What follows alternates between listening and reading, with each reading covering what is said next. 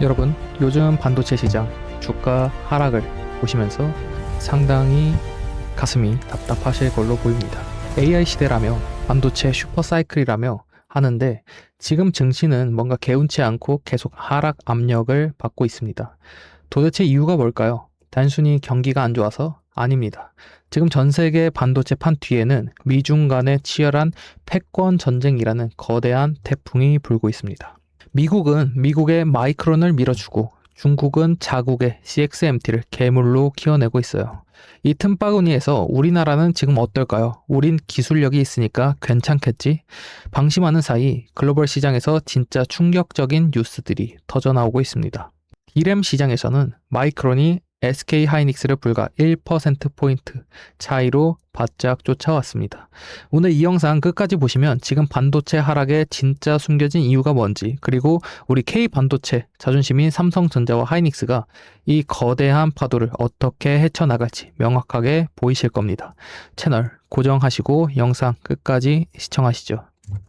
네, 판을 먼저 크게 한번 읽어봅시다. 지금 미중 패권의 전쟁의 핵심은 결국 메모리 반도체의 공급망을 누가 가져가느냐입니다.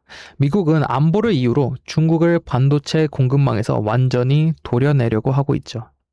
그 중심에 미국의 메모리 자존심인 마이크론이 있습니다.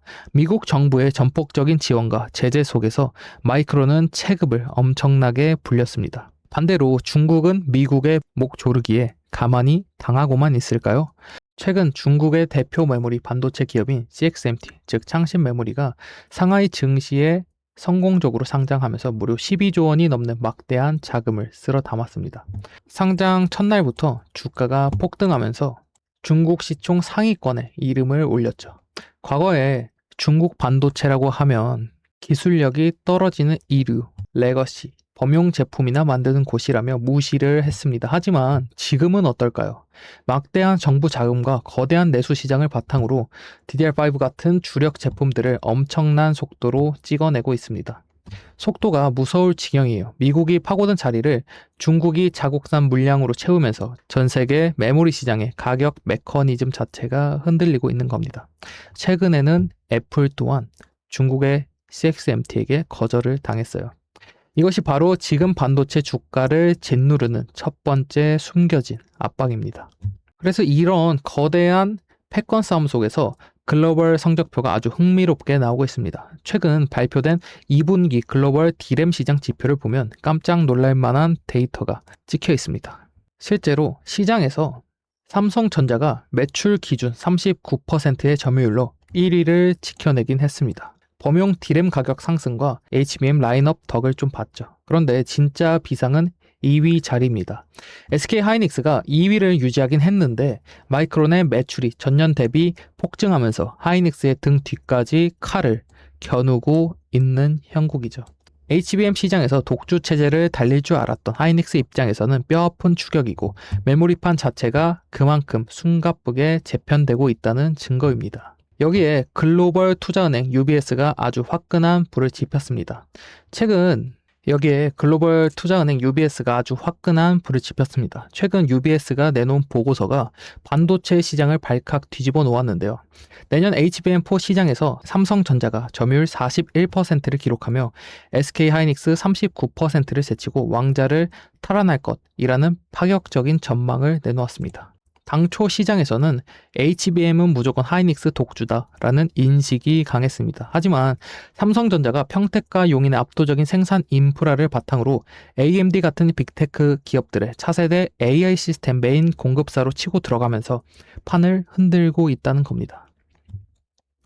결국 국내 양대 산맥인 삼성전자와 SK 하이닉스는 외부적으로는 미국의 압박과 중국의 CXMT의 거센 물량 공세를 방어해야 하고 내부적으로는 서로가 서로를 밟고 일어서야 하는 이 시장에서 경쟁을 해야 하는 운명에 처해 있는 거죠. 이 과정에서 단기적인 공급 과다 우려나 가격 변동성이 생기다 보니 증시에서는 반도체 주가가 힘을 못 쓰고 하락세를 보이는 겁니다. 여기서 하나 더 있죠. 네, 그리고 하이닉스는 또 추가적인 이슈가 있어요.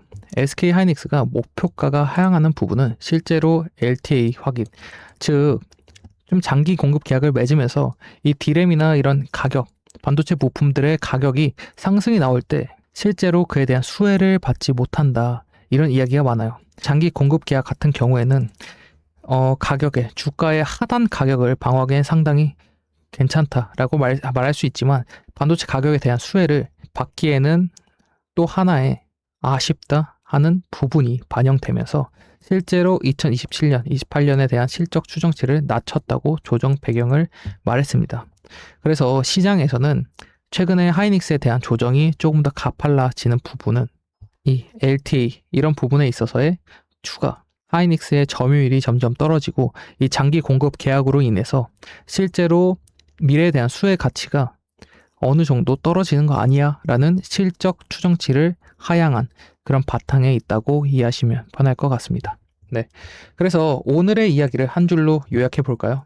지금의 반도체 하락은 단순한 업황 부진이 아니라 미중 패권 전쟁과 AI 메모리 주도권을 쥔 한미중 기업들의 피 터지는 세력 교체 과정에서 발생하는 진통이다. 삼성전자는 막강한 인프라와 HBM4 반격으로 왕자 탈환을 노리고 있고 하이닉스는 마이크론의 거센 추격을 방어하면서 기술 초격차를 증명해야 하는 기로에 서 있습니다.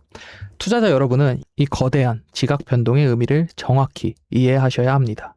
이 하락의 공포에서 기회를 보실 수도 있습니다. 과연 최종 승자는 누가 될까요? 여러분들의 생각은 어떠신지 댓글로 남겨주시고요. 오늘 영상이 도움이 되셨다면 구독과 좋아요, 알림 설정까지 부탁드리겠습니다.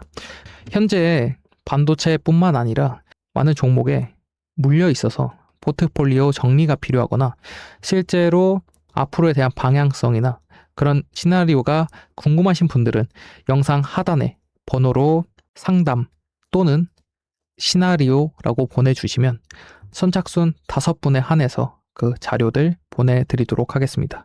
지금까지 영상 시청해주셔서 다시 한번 감사드린다는 말씀 드리면서 다음에 더 좋은 정보로 찾아뵙도록 하겠습니다. 감사합니다.